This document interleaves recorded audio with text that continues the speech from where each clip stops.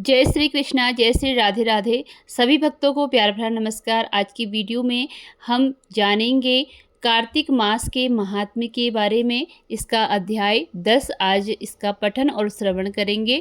तो चलिए प्रारंभ करते हैं आज की वीडियो को। राजा पृथु बोले, हे ऋषि श्रेष्ठ नारद जी, आपको प्रणाम है। कृपया अब यह बताने की कृपा कीजिए कि भगवान शंकर ने जब अपने मस्तक के तेज को क्षीर सागर में डाला तो उस समय क्या हुआ। नारद जी बोले, हे राजन, जब भगवान शंकर ने अपना वह तेज क्षीर सागर में डाल दिया तो उस समय वह शीघ्र ही बालक होकर सागर के संगम पर बैठकर संसार को भय देने वाला रुदन करने लगा। उसके रुदन से संपूर्ण जगत व्याकुल हो उठा, लोकपाल भी व्याकुल हो गए, चराचर चलायमान हो गया। शंकर सुवन के रुदन से संपूर्ण ब्रह्मांड व्याकुल हो गया। यह देखकर सभी देवता और ऋषि मुनि व्याकुल होकर ब्रह्मा जी की शरण में गए और उन्हें प्रणाम कर उनकी स्तुति करने लगे।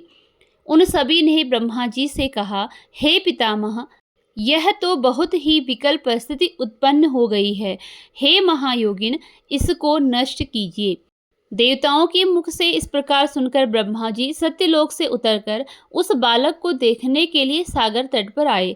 सागर ने ब्रह्मा जी को आता देखकर उन्हें प्रणाम किया और बालक को उठाकर उनकी गोद में दे दिया। आश्चर्यचकित होते हुए ब्रह्मा जी ने पूछा, हे सागर, यह बालक किसका है? शीघ्रतापूर्ण कहो। सागर विनम्रतापूर्वक बोला, प्रभो, यह तो मुझे ज्ञात नहीं है, परंतु मैं इतना अवश्य जानता हूँ कि यह गंगा सागर के संगम पर प्रकट हुआ है।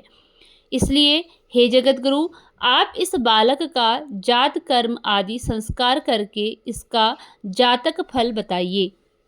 नारद जी बोले, हे राजन पृथु, इस प्रकार सागर ब्रह्मा जी के गले में हाथ डालकर बार बार उनका आकर्षण कर रहा था। फिर तो उसने ब्रह्मा जी का गला इतनी जोर से पकड़ा कि उससे पीड़ित होकर ब्रह्मा जी की आंखों से अश्रु टपकने लगे।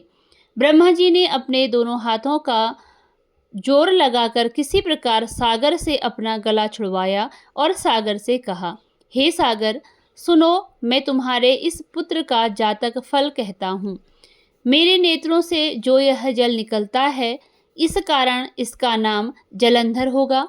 उत्पन्न होते ही यह तरुणावस्था को प्राप्त हो गया है, इसलिए यह सब शास्त्रों का पारगामी, महापराक्रमी, महावीर, बलशाली, महायोद्धा और रण में विजय प्राप्त करने वाला होगा। यह बालक सभी दैत्यों का अधिपति होगा। यह किसी से भी पराजित न होने वाला तथा भगवान विष्णु को भी जीतने वाला होगा। भगवान शंकर को छोड़कर यह सबसे अवध्य होगा। जहाँ से इसकी उत्पत्ति हुई है, यह वहीं जाएगा। इसकी पत्नी बड़ी पतिव्रता, सौभाग्यशालिनी, सर्वांग सुंदरी, परम मनोहर मधुरवाणी बोलने वाली तथा शीलवान होगी। सागर ने से इस प्रकार कहकर ब्रह्मा जी ने शुक्राचार्य को बुलवाया और उनके हाथों से बालक का राज्याभिषेक कराकर स्वयं अंतर्ध्यान हो गए। बालक को देखकर सागर की प्रसन्नता की सीमा न रही। वह हर्षित मन से घर आ गया।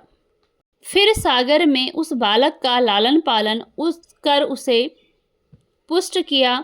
फिर कालनेमी नामक असुर को बुलाकर वृंदा नामक कन्या से विधिपूर्वक उसका विवाह करा दिया।